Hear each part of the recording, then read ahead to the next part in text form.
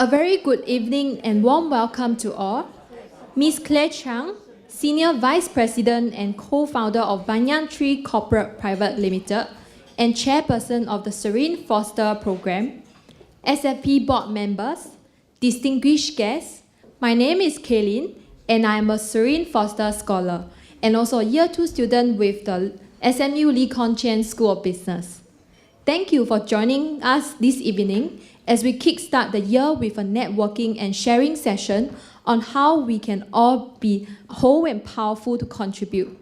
Tonight, we are pleased to have with us Ms. Wendy Tan, consultant, speaker, and author of the book, Wholeness in a Disruptive World, Pearls of Wisdom from East and West. Wendy will be sharing with us insights and practical advice on how one can stay balanced in this disruptive world and contribute to the larger world.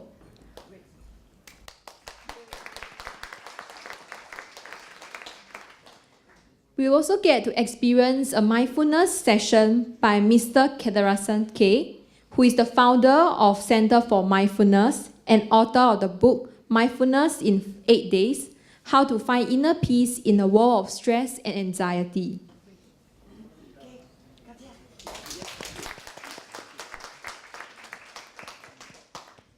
It gives me great pleasure to invite Ms. Claire Chang, Chairperson of the Serene Foster Program, to deliver her welcome address.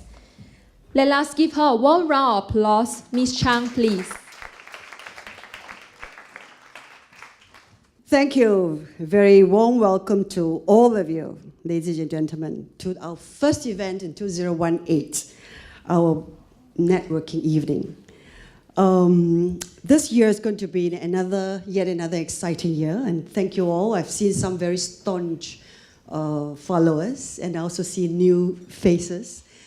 This is really a platform for you, that you meet new friends, that you discover new ideas, and that you relaunch maybe new initiatives, and you go away inspired, and maybe, hopefully, that you also find partnerships in carrying out all the things you wish to do. In addition to the signature events, which should be screened there, this is what is going to happen in 2018. Please mark those dates. We don't change them as much as we can. The only one we have changed from the last set of dates you might have seen was in July, where we said July 16. We said it was July 12. We've changed it, but please mark the dates and be part of our movement. We hope to bring students, advocates, policymakers, businesses, and the public together to shape a resilient community and nurture integrated perspectives in women's development. You saw earlier the slide, the 4 letters. Anybody remember the 4 letters? RICE, R-I-C-E, resilience, inclusiveness, connectivity, and engagement or empowerment. RICE is basic. It's going back to basic values, and it's really looking at RICE ethos in guiding the way we operate here. The last year in the networking event, we had a renowned executive search consultant, Mr. Heiner Thorborg, who, especially from Germany, he shared with us his thoughts on diversity and also hoping to push the agenda of including more women at board level. It was really looking at gender equality at boardroom, at courtroom, at management level, and at all spheres. The woman's voice needs to be heard. And then they are heard, they have to be listened to. And after listening, whatever the ideas are should be executed. And execution must come with a good plan. And plans are best achieved in partnership. That's why we are always here from people from all walks of life and all sectors. We are here to share. And from ideation to realization, it's a journey of engagement, empowerment, and mutual reinforcement. And I hope this is one energy that you go forward with after this evening. But tonight, we have two very distinguished speakers. And I actually did my homework. These are my own copies. I actually read them and I flagged them. And it was a big takeaway, not just for what I will use those ideas for business or anything, but entirely to find my inner sanctuary. We have heard a lot about mindfulness, and many people practiced it. But for me, there was one saying that is so true. We practice and we flex our muscles to achieve the shape of the body we wish, or to be toned, or to be healthy.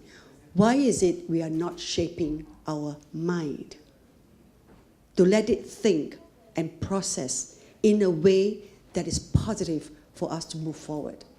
I think that's the biggest one-line summary of these two books, and I leave the experts to continue their discussion. But I feel that the mind is the most precious thing we have. No one can ever make us feel inferior or ugly or stupid if we do not let them do so. And the mind is yours, and that is the ultimate treasure that we have. So I'm very pleased that today we have both Wendy as well as Katia, who are going to spend some time with us to take us through their wonderful journeys and to share with us. Without much ado, let me now welcome Wendy on the stage.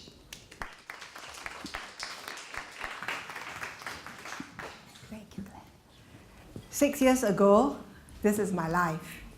As a consultant, entrepreneur, and mother of 3 young children under the age of 7, I remember lying on the bed, thinking about all the 100 things that I need to do. There's an email to Joelle, there's a marketing plan, there is a partners meeting, there's a workshop in China next week that I have to deal with. There are all these meetings I have to do. And then when I have the 100 things that I need to do, I jump out of bed, putting it onto my to-do list, which becomes my Bible for the day, without which I'm lost and directionless. I organize my life in blocks of 15 minutes. And then it's Friday. Thank goodness it's Friday. What do? Do I go for a nice massage? Or do I go and chat with my friends? Find a quiet cafe to read? No! Right? Weekend has another list, right? There's phonics I need to do with Finn. Pete's exams are coming up. There's swimming lessons, music lessons, right? And then I have to head out to the gym, right? Clock some miles, burn some calories, measure muscle mass. See, I'm in control. I'm efficient. I like to do. That's my life. And then I wonder, why do I feel tired? Right? And so I'm just this, I find that my mind is fragmenting, my energy is fragmenting, my attention is fragmenting. I'm just doing my life. And then one day, I felt sick. It was, I was vomiting and having diarrhea for about 5 days already. I was vomiting my gut out. And my father finally decided that I should go to the hospital. And that was 3 a.m. in the morning. And I was in the hospital bed, in the intensive care unit bed, right? And so this lady, her name is Dr. Linda, her hair was all prim and proper, right? Without a single strand out of place, right? And I was on the hospital bed, an ICU bed, in the ugly blue hospital gown with like all strapped to the beeping machines, and my hair probably looked like Einstein's. Yeah, and so Dr. Linda said to me, Wendy, if you come in 3 days later, you'll probably be dead. And when I heard that, I thought, dead? No, there's a workshop in China next week that I have to deal with. There's all these, my emails, my inbox is probably bursting, right? There's all this work that I have to do, and my work is not done, and I'm not done. And I was like, and I slumped back, and I thought, wait a minute. If I really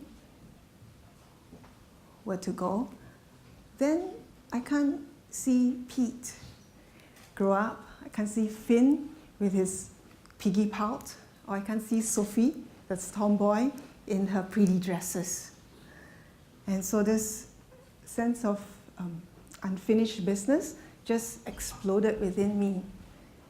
And, I felt that pain, not just the physical pain of this piercing pain in my heart. I felt the pain of regret. I felt the pain of reluctance. And so, what did I do? I made another list. This time, the list had checked with the doctor to put out my out of office notice and my will. Right? So I realized that this fragmentation that I experienced was probably not just me alone. This is the statistics. About 52% of Singapore workers experience stress, and it's reported that the stress levels have increased. This is a consistent trend over a few years. Right? Not just our working people are stressed, right? Also our young people, our students are stressed. Our old people are also stressed. And this is a statistic in looking at Singapore's engagement score, right? That we are the lowest amongst all Asia-Pacific countries. And again, this is a consistent trend. Singapore's engagement score is typically lowest in the Asia-Pacific countries. So that means that we're not as meaningfully engaged at work. So why is this happening? Right? We know that change is faster, right? Workload is higher, yes? Right? And job security is lowest. Mm-hmm. So as I was recovering, I thought about what is the alternative to this fragmentation that I experienced. So thankfully, I was discharged on New Year's Eve on 31st of December. My family were happy to see me back, and my kids were also very happy to see me back. And they were even happier because I had no energy to scream at them to do their work. Right? So, so as I was thinking, what's the alternative to this fragmentation that I experienced? Right? And it occurred to me that the opposite of being in pieces, of being fragmented, is being in one piece, being whole. Right? So I went on this journey to find out the Eastern and Western ideas around wholeness. Right? From the Western perspective, we're good in breaking up into parts and looking at the parts and studying the parts.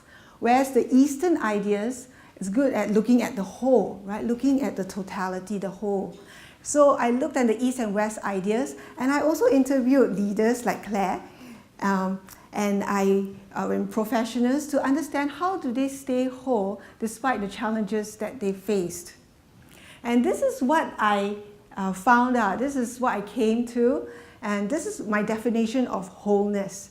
right? That wholeness is a sense of balance, it's a sense of peace within ourselves and with the world around us, right? Because it's not just us being whole, it's the world around us being whole as well, right? So that's, you know, and the reason why the W is with a small w instead of big W is just this sense that wholeness is not like nirvana, like we get to a state and we stay there, right? Wholeness is a continuous process, and sometimes in daily challenges we get out of wholeness, and you know we all face challenges.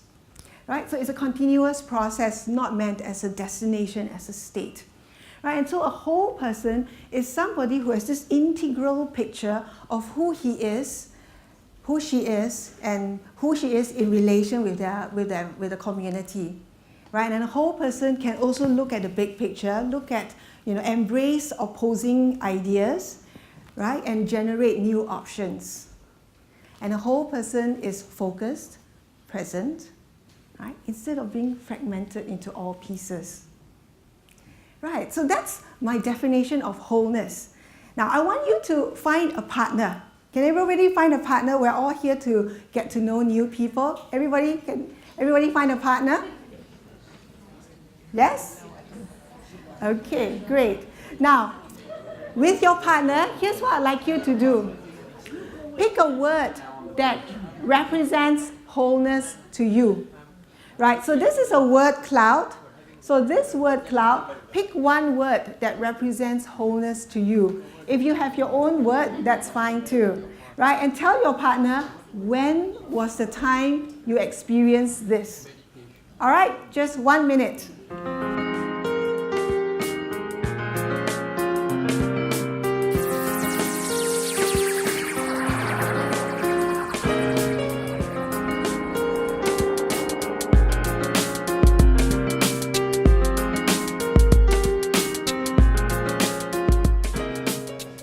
Okay, say thank you to your partner. Thank you. Right, so this is your own sense of what wisdom means to you. Right, and I want to share with you the pathways towards wisdom, right? The pathways towards wholeness. So, being whole and powerful to contribute, that's the theme of today's session. Because we are here because we want to do something more, right? Why would you want to spend an evening listening to some people talk? Right? But I think I sense in this group, there's this sense wanting to do more, wanting to contribute, wanting to make a difference. Right? But how can we do that sustainably? How can we do that, you know, despite our plates already being so full? Right? So we want to find this alternative way. So A, B, C towards wholeness. A stands for anchoring, right? Anchoring. So how does a tree grow tall and strong?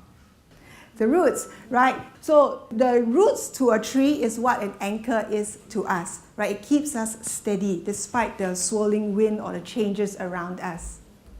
Now B is balancing. Balancing is to balance our thinking, in embracing opposite ideas.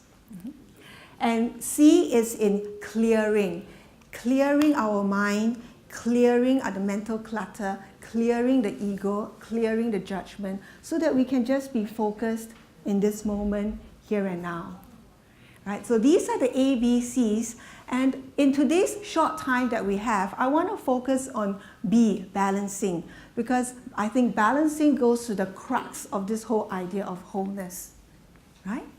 So these are the areas that we want to balance. How many of you want to balance family and career? Only 1/3 of the room. Right.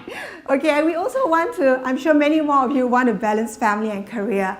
Right? And I know we want to balance, we want to get the work done, get the task done, as well as build relationship. Right? We want to have safety. We want to have adventure. We want our organizations to be profitable, to make money, and we also want to take care of our people in the community. Right? So these are all the things that we want to balance. And when we think about balance, what comes to mind? a scale, right? It's the weighing scale, right? Balance.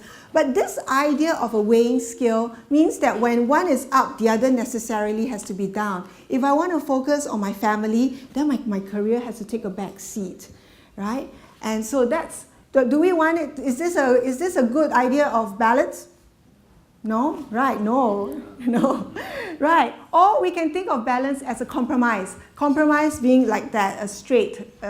And so we want to have a bit of both. A bit of family and a bit of career. Who wants a bit of family, a bit of career?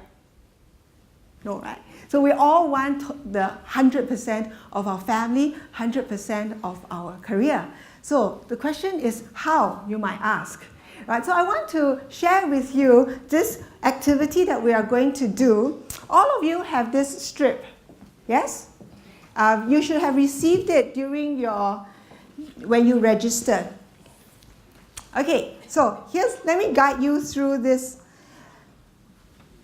On your left hand, okay, it might be easy if I do it this way, so I'm same side as you. So on your left hand, hold this AB, right, AB. And then on your right hand would be this tape. So I want you to flip the tape upwards, right? Flip the tape upwards and then join the ABs together. So you would see that the ABs would kiss each other, right? Kiss each other. And then there is a tape. So remove the tape, and you would find that you have a loop with a twist inside. Yeah, so just again, on your left hand, hold this AB, and on the right hand is the tape. So twist the tape upwards, and then join A and B together. So when you join A and B together, there is a tape. So remove the tape, and then just paste it. All right, so all of you. Can I have the instruction manual? Yes, it's right here. Right, okay, so all of you have it. Now, with this loop that you have in your hand, use a pen or use your finger. I just want you to trace this along the side without ever leaving your finger or your pen from it. Okay, I want you to trace along. Keep tracing, don't doubt yourself, just keep tracing it. What do you notice? Oh, pretty difficult. Okay. You can use a pen would be easier. It's infinite. It's infinite. It goes on and on. Right? Your finger, your pen is only at one spot at any one time. Right? But when you keep going, it goes across both sides continuously. Right? So that's this idea of dynamic balance. So what do we mean by that exactly? Right, so for example, family and career. Right now, I'm totally here with you, focusing on my career. Right, and in a few hours' time, I'll be totally at home, focusing on my kids. Right, so when I travel for work, I will spend time, have a family meal together. Sometimes I write notes, and and I tell them to open it after I leave. And then when I hit the plane, I start my work furiously. So I am 100% with my family, and then at another point, 100% on my career. So over time, it's this 100 over both sides. Okay, so that's the idea of dynamic balance. So when we do that, what we get is this whole life. Mm-hmm. Right, and let me share another example. I'm always busy doing. I love to have to-do lists with my children, and one of the things that is always a struggle is music practice with Sophie, right? Because I'm quite perfectionist. So when she makes mistake on her music, it's terrible. So I will always say, Sophie, hurry up, get it done, hurry up, how? Mommy is busy, get it done now. You can just tell what's going to happen, right? Yeah, and so I remind myself now that this music practice with Sophie is not a task.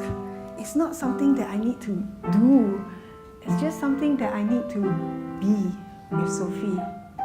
So I put my phone down, I sit down beside her, and I try playing that piece. Of course, I'm rusty. So she shows me how she can play better. She practices a few times, and I just sit back and enjoy her music. Just, yeah, exactly. So that's just being with Sophie, being with her in that moment. You like that song? Yeah. Thank you. Right.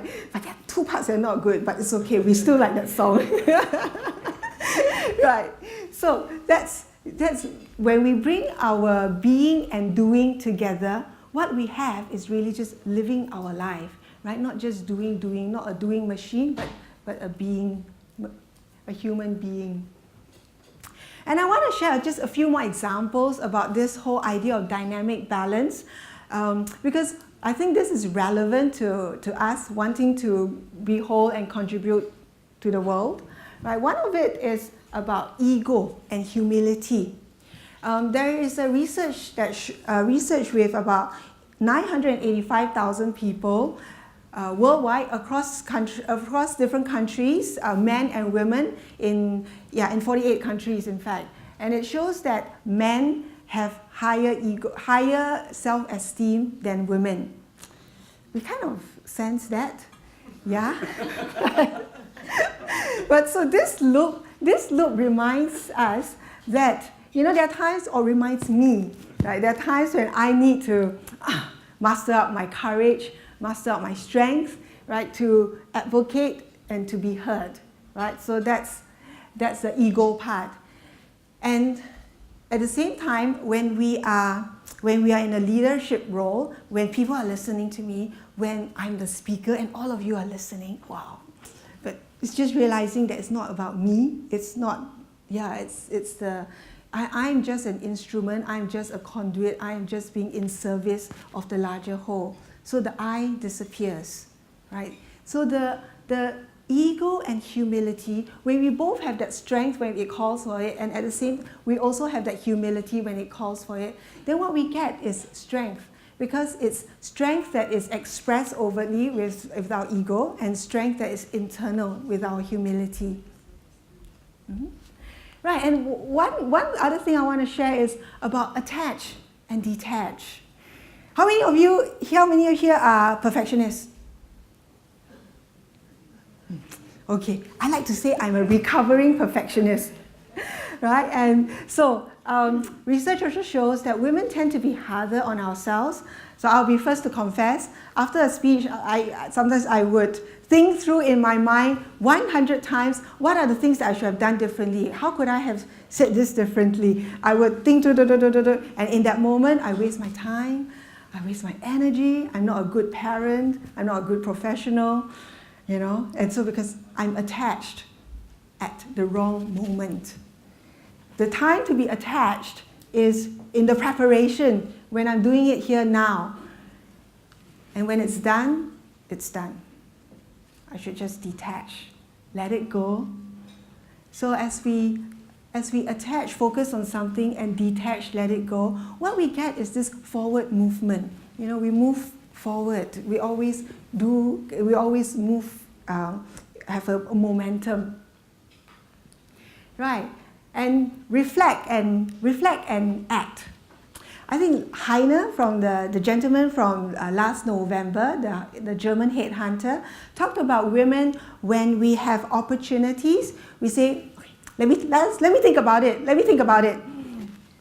So we are on this reflecting mode, right? Whereas a man with the same opportunity, yes, I'll do it, even though you only have half of the qualifications.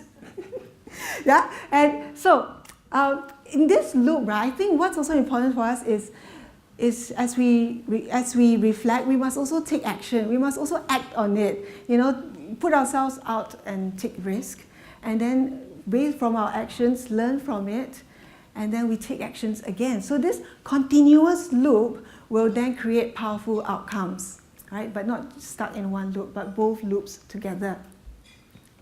Right, so there are a few other loops. I just want to, flesh it out, and there will be all others, right? Singapore is great at this. Idealism plus realism, right? We are pragmatic people, right? And a leader who takes charge as well as takes care of people, right? We have success when we have both strategy and implementation. Similarly, when I take care of myself, my own needs, my feelings, my interests, and I take care of yours, your needs, your interests, your feelings, right? Not just you as an individual, but you as a collective, as a plural you, then we get to the we. Right? So I'd like you to discuss with your partner again, what is one pair that resonates with you? What's that one pair that resonates with you? And include the word or that phrase that describes wholeness from this pair. Okay? 1 minute. Can you show the pair again? Yeah, it doesn't need to be this particular. It could be anything that relates in your life.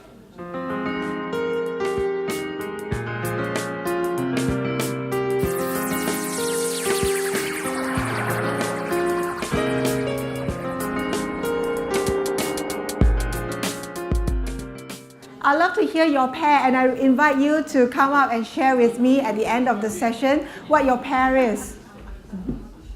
Okay, and to summarize today's session, being whole and powerful to contribute, right?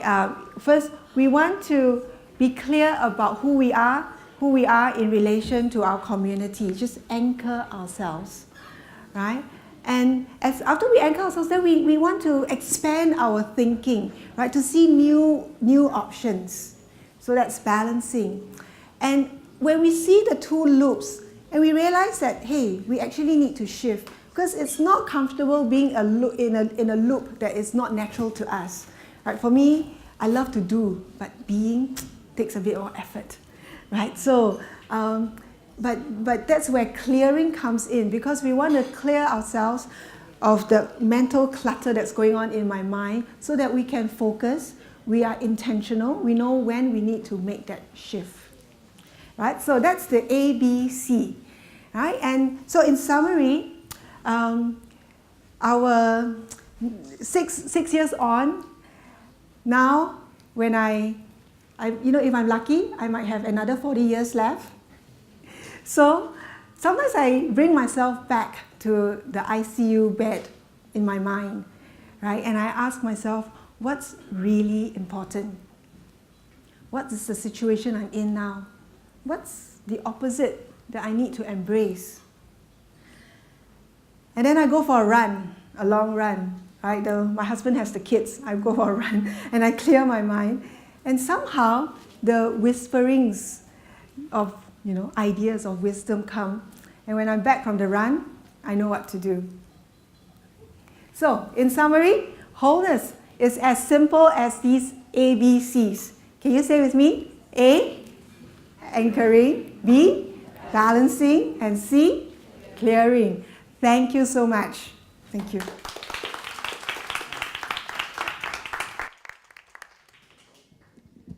Thank you, Wendy, for your insightful sharing. May we now invite Mr. Kathir on the stage to lead us on the session of mindfulness. Good evening to every one of you. Now, it's great to be here. Listening to the speeches, listening to whatever that has happened in the room, I'm very inspired by whatever that's happening in this room. And I had a plan to share about mindfulness. Now I'm going to be off the plan because there's so much happening in this room, and I'm going to just speak from my heart. I hope that works for you.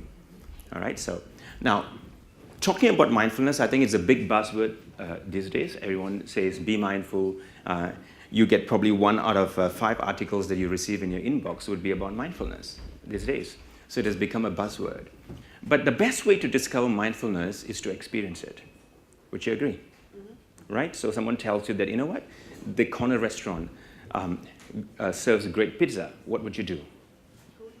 Exactly. So would you be up to trying out a mindfulness practice for 2 minutes? Will that work for you? Those of you who wish to try, now could I request all of you to rise and be on your feet?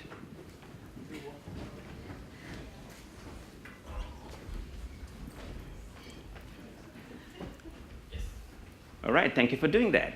So what I would like you to do at this moment is to, if this works for you, please close your eyes. Now, I'd like you to pay attention to your breath.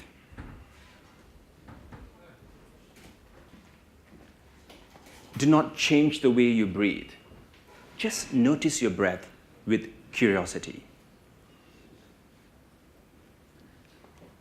And then slowly shift your attention to your feet.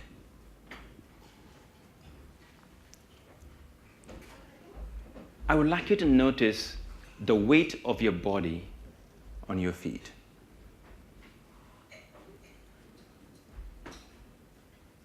Pay attention to your heels.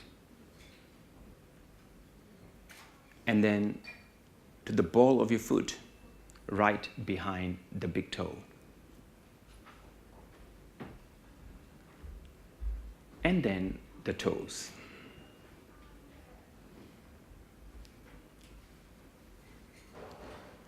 And then slowly bring your attention back to your breathing.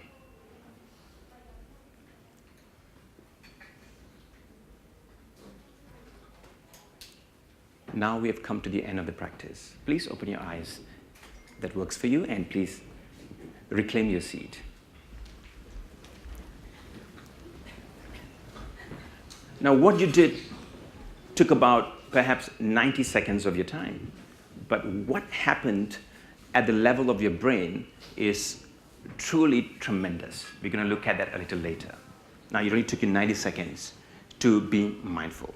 And I'm going to start my sharing with a story about a boatman. Now, there's this guy, a rich, wealthy guy, who decided to come back to his village. He spent quite a bit of time in the US, and he made millions. And then he decided to come back to his village to pay a visit. And then he lands at the outskirts of the village, and he needed to cross the river to get to his village. So he found a boatman. All right, so he asked the boatman, friend, could you just bring me across the river? So he said, yes, why not? So he got onto the boat. And in the boat ride, he started a conversation. So the passenger, the rich man, a wealthy man, he asked the boatman, he said, hey, do you know how to read or write? The boatman looked at him and he said, no. And then the rich man said, 1/4 of your life is wasted. You don't know how to read, you don't know how to write. That's bad. And then a few seconds later, this rich man asked the boatman, do you know how to speak English? And then the boatman in his native tongue says, no. And then the passenger says, you know what? Half your life is wasted if you can't speak English. How are you going to live your life? And a few seconds later, the passenger asked another question. He asked, have you been to any country or city outside this village? And then the boatman said, no. And then the passenger looked at him and said, you know what? 3/4 of a life is wasted. And then after a minute, total silence in the boat ride. And then the boatman asked a question. The boatman asked the passenger, sir, do you know how to swim? And then the passenger said, no.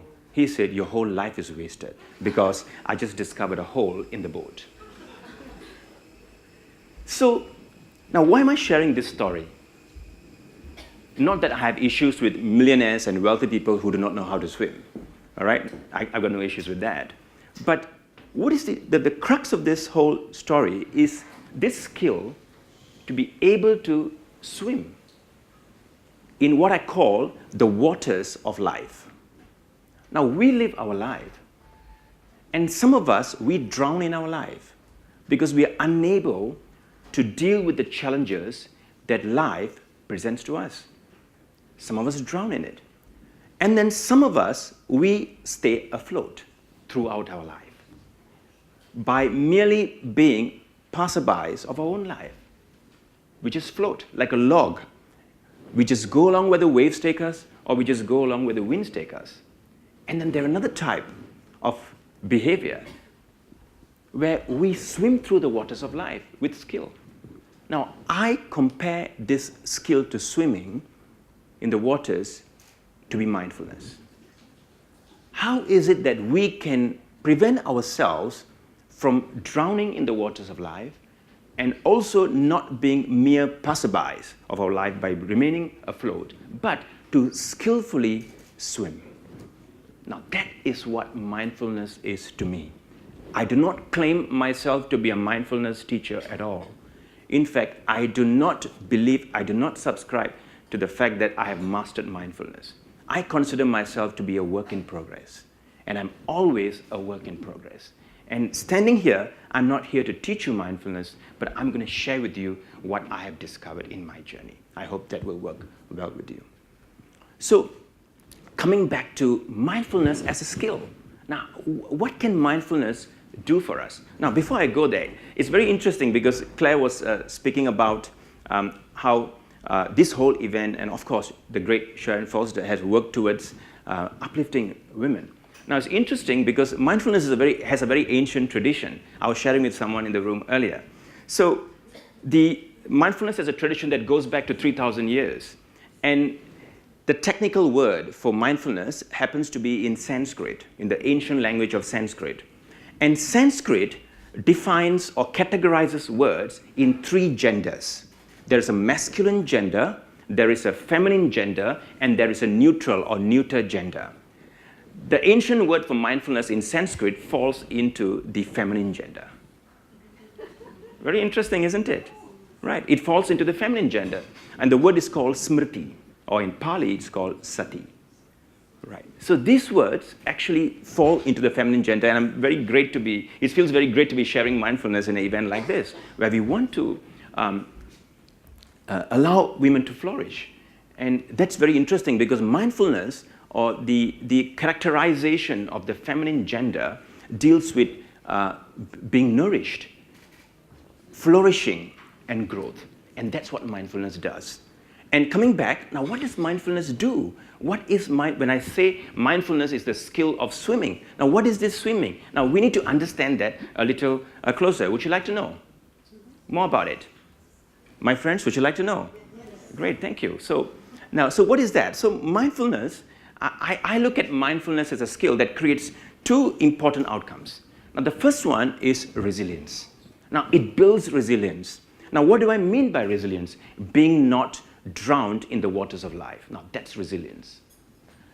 The next thing that mindfulness does is performance. Performing at your best, which is not remaining a log in the streams of life or the waters of life. To be able to contribute from a place of wholeness, from a place of completeness that my dear friend Wendy was sharing in the earlier part of the speech. So that is what I look at mindfulness, performance and resilience. Now that I've spoken too much about poetry, now let's get to scientific facts. All right, so now what does science tell us about mindfulness? Because today, more than ever, there are thousands of papers being published about mindfulness. And what do they tell us? Now, they tell us this. Now, these are the benefits of mindfulness as a distilled essence of what research findings tell us. It tells us that we can be in a space of responding rather than reacting. Because most often, our brain, not you, your brain, is programmed for reactive behavior. That's what happens to us. Before we know, in fact, we're not even aware that the brain is reacting, as strange as it may sound. We're not even aware of it. And that's one of the things that it does. Apart from that, we see improved mental health, and it also increases positive states of the mind. All right? And you can see some of the other areas as it reduces depression, reduces stress, and more importantly, the ability to actually perform, which I call attentional and working memory capacities, and also enhances attention. Now, these are the research findings of mindfulness. This is actually probably 1/4 of the full list that I have. I just decided to choose these few. So this is what it does. So now, what is mindfulness? If you would like to define mindfulness, how can we do that? Now, this is the most famous definition for mindfulness, accepted by everyone around the world, written and drafted by Dr. John Kabat-Zinn, probably the modern guru of mindfulness. Now, Kabat-Zinn was instrumental in making mindfulness a secular phenomenon back in the University of Massachusetts in the late 70s. Right? So very, very interestingly, there are 4 keywords in this definition. All right? Now, you don't have to memorize any of this, because to be mindful, we don't need to memorize this definition. All right? It's good to know. All right? But nevertheless, please take snapshots if you like. Okay, so now the first thing is paying attention. Now, paying attention is the first aspect of mindfulness. If you realize, earlier when you're standing and trying out that practice, what were you doing? You were paying attention to your feet, or you were paying attention to your breath. The second aspect of mindfulness is it's done purposefully, not in a distracted manner or in a passive state. That means you decided to pay attention to your feet and your breathing. That's the second aspect. The third aspect is in the present moment. You're paying attention to your feet in the present moment. When you started to pay attention to your feet, you are not thinking about, you know what, my feet looked much better 20 years ago. And that's going to the past. Now, if I were to think, you know what, I don't know if I'm going to have this pair of feet 10 years later. Now, that's going to the future. Mindfulness is about noticing your feet or noticing any phenomenon in the present moment. That's a third aspect of mindfulness. And the last aspect is non-judgmentally. Not judging the experience, but learning to accept and invite all experiences as we practice mindfulness. So these 4 aspects are probably are that which actually defines what mindfulness is all about. All right? So how can you look at mindfulness in a nutshell? Now, this is how I look at it. Now, if there's one thing that you want to take away from today's session, I mean, especially the session that I'm sharing, would be these 3 A's. Now, I call this the mindfulness triangle, which is basically awareness, attention, and acceptance. Now, this is the core of all mindfulness practices. Now, every mindfulness practice would entail you being aware, you paying attention, you being able to accept every experience. And when you keep practicing mindfulness, the impact that it has in your life is actually this circle. Now, the first impact that mindfulness creates is the ability to respond, the ability to act, which I call the action. Now, most often we do not respond, we react. Now, here the word action means that we respond from the space of our being, which is being mindful. Next, it changes our attitude.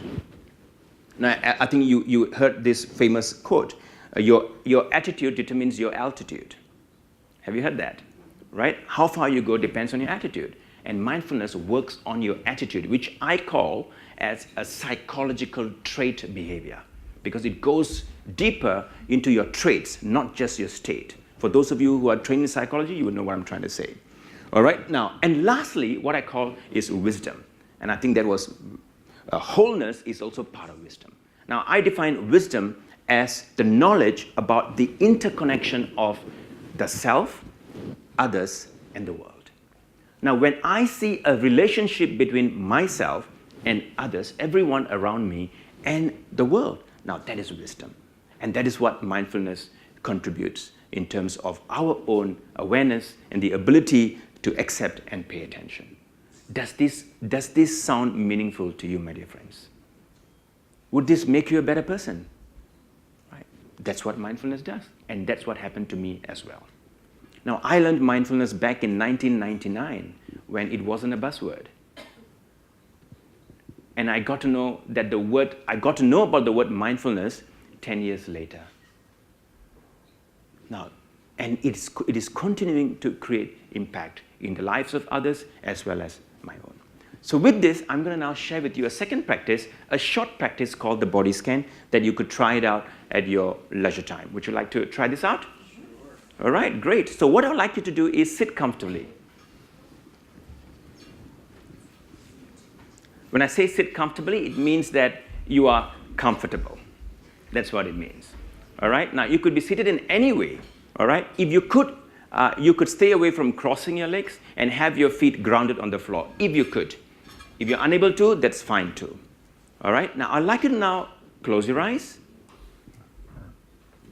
and do a quick check-in to check if you feel comfortable in every part of your body, your feet, your knees, your thighs, your pelvic region, your stomach, your shoulders, your elbows, your wrist, your neck.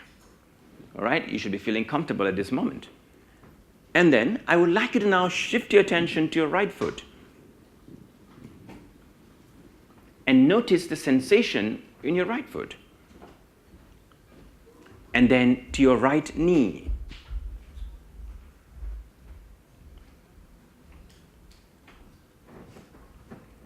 And then to your right thigh. Just pay attention to it without any judgment.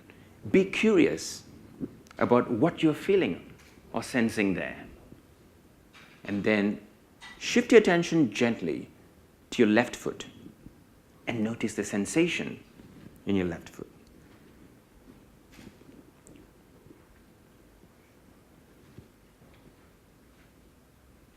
And then to your left knee.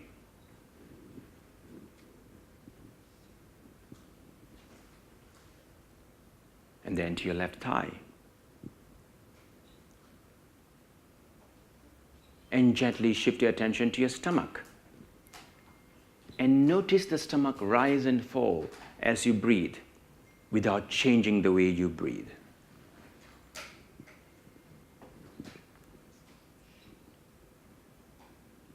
And then if you could, bring your attention to the region of your heart and notice the beating of your heart if you could. And if you are unable to do that, accept that too.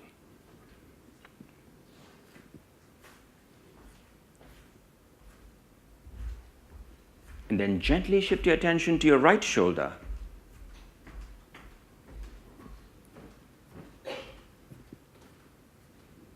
To your right elbow. Your right hand. And then shift your attention to your left shoulder.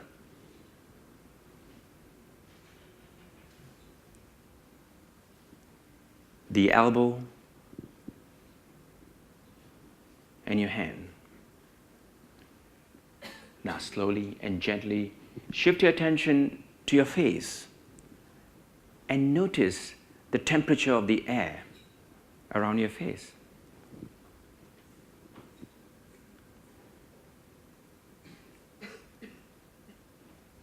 And then to your nostrils and just keep noticing your breathing.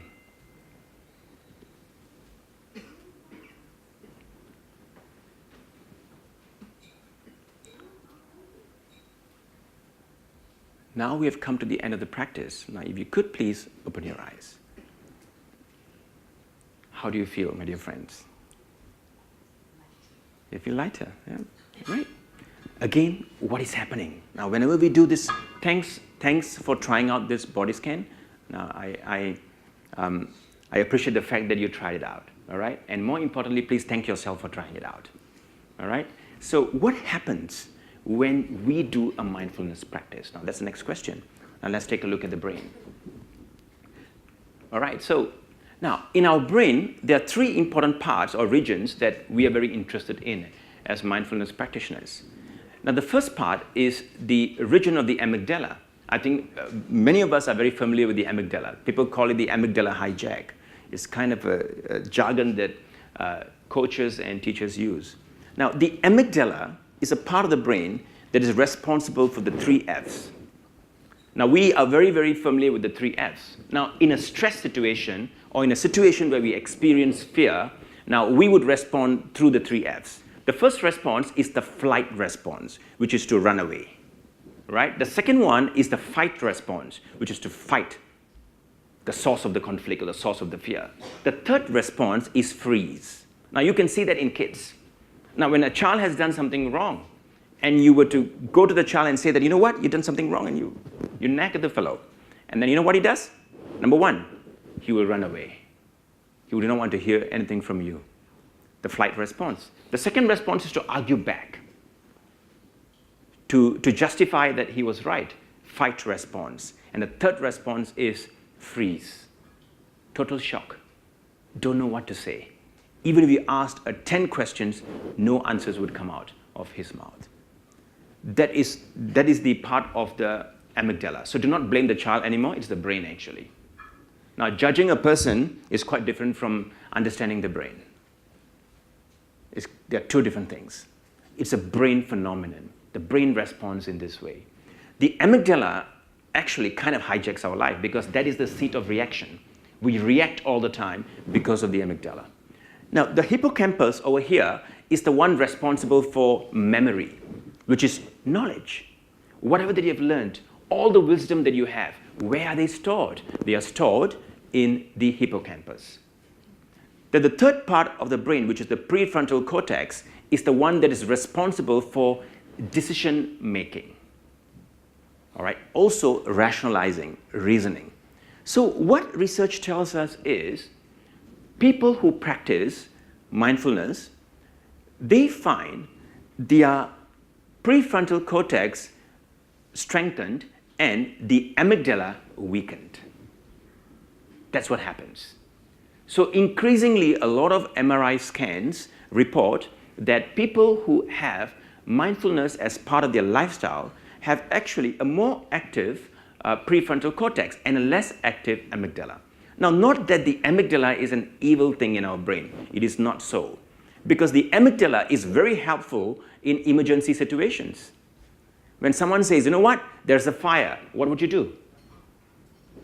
You run out. Now, that's the amygdala. So we do need the amygdala, but just that we don't need the amygdala all the time. We cannot be working from the amygdala 24/7. But that is what's happening today, and that's the reason why we are stressed. Because we're not empowering the prefrontal cortex. And when the amygdala wreaks havoc, hippocampus, which is your seat of memory and all the knowledge that you have, would it come to your rescue? Now ask yourself, when you get angry, now you and I know that we do not want to be angry, but when we get angry, all the knowledge that we have, where do they go to? Yeah, I don't have an answer also, right? It is just not available. Now that's what happens when the amygdala becomes overactive. So this is what research tells us about mindfulness and how it helps the human brain. Now you can read this. I'm going to give you 30 seconds to read this before we come to the end of the session.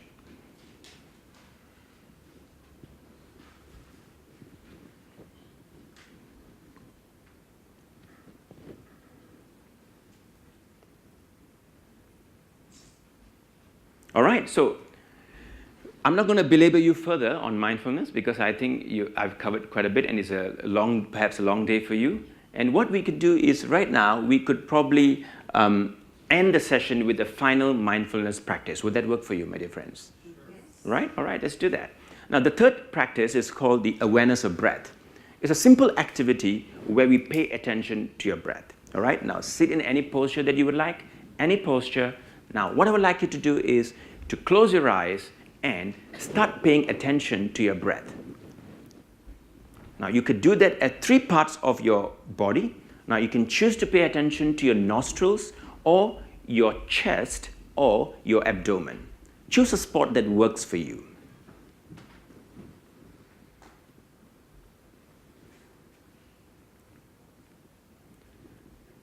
Without changing the way you breathe, keep noticing your breath.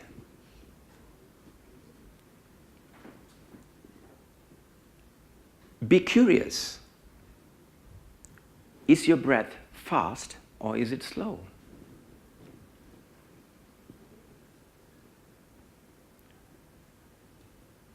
Is it deep or is it shallow?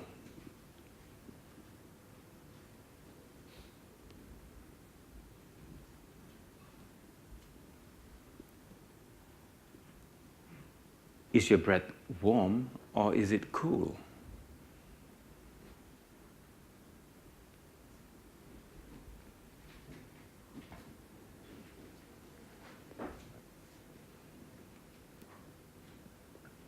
If your mind gets distracted, that is fine. Acknowledge the distraction and with kindness, bring your attention back to your breath.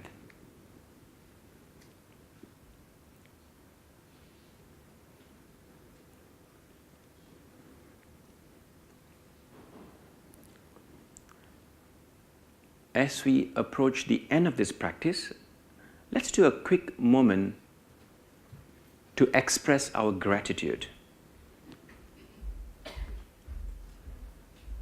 Mentally, express your gratitude to the organizers of this event for allowing us this opportunity to learn and practice.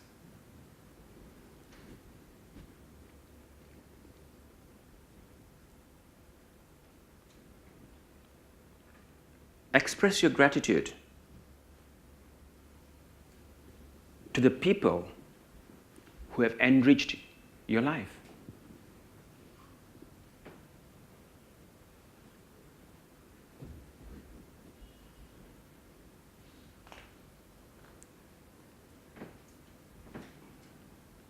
Also, express your gratitude to your own mind for having made you what you are in the present moment.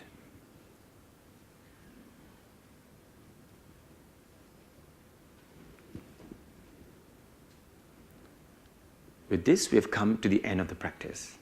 And I'd like to thank you for taking this journey with me. I sincerely appreciate it. Thank you.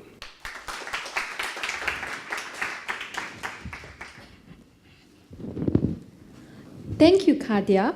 We will now proceed to the panel discussion moderated by Ms. Claire Chang. May we invite Ms. Claire Chang and Ms. Wendy Dine to join us on the stage for the panel discussion.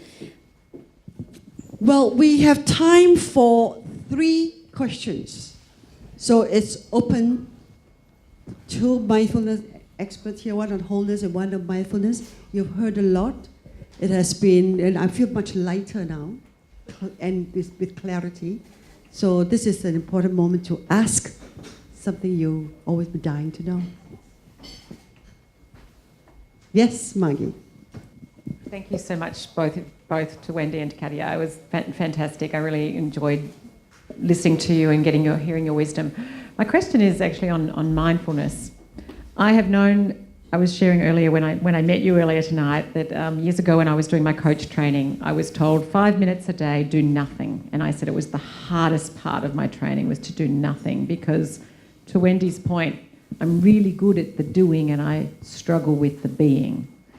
And so when it comes to practicing and cultivating mindfulness, intellectually understanding it's so important, and yet I know I'm not alone in finding it so difficult to do, to really just stop and take the couple of minutes, the 90 seconds at the beginning and actually practice it. So do people like myself who intellectually understand it but just struggle with the just stopping and being and doing it and really cultivating that as a practice and then as a way of being, what is your advice? How would someone who struggles to quiet that monkey mind begin? All right, so that's a great question. Now, firstly, there is no way that we can remain in a state of doing nothing. It's impossible. Because breathing itself is an activity that doesn't stop. So we need to first suspend this expectation that there is a possibility of being in a state where we do nothing. And the second misconception, or it has become something very popular rather, it's doing versus being. Now, there is no doing versus being, because doing versus being creates a conflict between being and doing. So one of the things that I emphasize quite a bit with myself as well as the others that I have conversations with is to let the doing arise from your being. Which means while you are at doing an activity, pay attention to it. For example, if you're jogging, jog with total awareness. If you're having a meal, enjoy that meal. Savor the taste. So while you are at doing, notice the being. instead of creating a kind of a dichotomy. And that sets us up for failure, actually. That's what happens. Is being mindful in your doing. And Wendy? if I may just add, for a doing person, I started to meditate, and now it just goes on for 20-25 minutes. And I think it's just focusing on the breathing that helps. And over time, it just extends. Can I contribute one tip? I think we are a lot of doing person here. So for 2 years now, I'm onto Tai Chi. So I've just completed the second cycle of the Tai Chi Shabatan. So in that doing of the Tai Chi, it's all about breathing, posturing, and movement. Think of your fingers, think of your hand, think of where it pushes. So it is actually doing, but very conscious about it. And because you're breathing, you declutter. So the ABC part of it comes in. So come for Tai Chi class. Or Jimmy was telling me just now, which is very true, meditation. No, I have 2 points, if I may. Yes. That's all right. This lady is faster than you. Okay. Younger, you know. When you were making out these charts, you know, you came across the 2 words, ego and humility. Now, years ago, I think you might have heard of a fellow called John L. Lewis. He was the mind boss, you know. And he said, and many times I have to agree with him, he says, long ago I had to make a decision between hypocritical humility and honest arrogance. And he says, I chose the latter and never regretted it since. So quite often, this kind of thing may not be very clear about being humble. And the other thing is, what do you get from this particular statement? It was made by a fellow 2,600 years ago. He says, what use, that example of the raft, you know? He says, what use of the raft when the other shore has been reached? You make something out of it? Yes. You want me to make a response? Yes, I would. Before that, I need to introduce this gentleman who's not only sometimes quite rude, but very loved. And we have been friends for about 40 years. Or Shall I say it takes one to know one? Yes. That is Dr. Jimmy Foster, the son of Shireen Foster. And Paro, who is here. And Jimmy and Paro have been dear friends. We've and been married supporter for of the 70 program. years. And they've been married for 70 years. Okay, stop talking now. Then back to Kath. So your question is a great question. Now, what use is the raft when you've reached the shore? What use is the ladder when you've scaled the heights? Now, this is what you call one of the popular discussions in mindfulness philosophies, where we look at the means and the end. All right. So when we've reached the end, the means is not important anymore. But until we reach the end, the means is as important. Yeah. So I would say that yes, you're right. At the same time, the means is as important as the end. Now, so depending on where we are, we take the journey. That's my response to your question. Any comment on what he was asking about arrogance and on hypocritical humility? I don't mean to make a judgment. That's her question. Yeah, okay. So over to you. To Wendy, sorry. I think that in being ego, the ego part is just being strong, being confident in putting across our ideas, and the humility part is just being honest as well in listening, in asking questions, and just knowing that it's not about me. I'd like to ask you a question about Singapore, since it's something we all share. At least we're in Singapore for the evening. We're here for lives. I know you both travel, and you see other societies. All three of you do quite a bit. If you were to give one piece of actionable advice to Singaporeans, including those of us who are resident here, whether or not citizens, what would be the one applicable piece of advice that you would give to live more whole and fulfilling lives, other than the advice you've already given? I think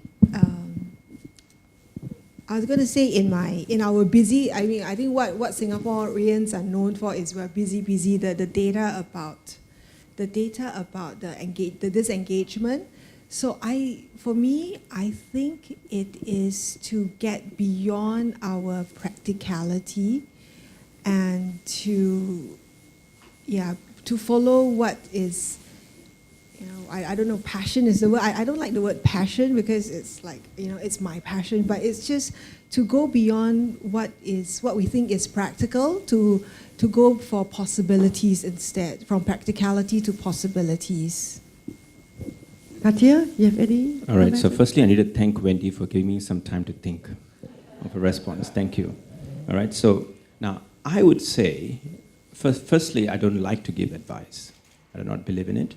But I'm going to respond to your question, which is, we need to redefine how we measure success. Now, we have always defined success based on the ideas that have been defined by people outside our community or outside our culture. Even these ideas of balanced scorecard that comes from business schools. Now, these are ideas that have been created to measure success. I would say that perhaps if there is one thing that we could do is to challenge ourselves to define how we would like to define it as Singaporeans and for Singapore. I want to add my bit too. I hope that Singaporeans will find the time to dream. Just dream. And dreaming is a pause. You do nothing, you're being, you dream. That's what I hope. So if I follow up another question to two of you, what would you suggest, you don't advise, that the government of Singapore should do about mindfulness? Wendy, they don't dream. What the government should do about mindfulness? I think, first of all, I remember attending a session where Lee Kuan Yew himself attended some mindfulness. He did. And he asked his meditation teacher, would it help if we all practice this mindfulness, this breathing exercise before we have our meetings? And and he said, and his teacher said, there would be less violence in the world, there would be more wisdom, there would be more calm in the way we make decisions. That's a wonderful start. And I think of all leaders the few that I would know, he is one person who is really an architect of his mind. And he believes the mind is the most cherished organ that one should really polish and retain. So I believe that he would say that. Okay, that draws us to the close, and I'm sure there'll be opportunity afterwards for you to read the books and then to talk with the speakers. I want to leave 15 minutes for you all to be able to interact with Wendy. So I will conclude with this panel, and after that I'll invite Ron to do some closing remarks. But I really felt that, in this book, this is the marketing bit here, and of course you know that I'm asking for consultation fee here that will all be donated to Shireen Foster program. And there is a gathering of remarks all from Khalil Gibran. Your living is determined not so much by what life brings to you as by the attitude you bring to life. Not so much by what happens to you as by the way your mind looks at what happens. I think that is so powerful. Then he has a quote by Aristotle that ultimate value of life depends upon awareness and the power of contemplation rather than upon mere survival, like you say, not just pragmatism. And I like mindfulness practice is about creating the conducive conditions such that mindfulness happens. And we did 3 exercises today with Katia that allows that conducive conditions to assist us. And one more,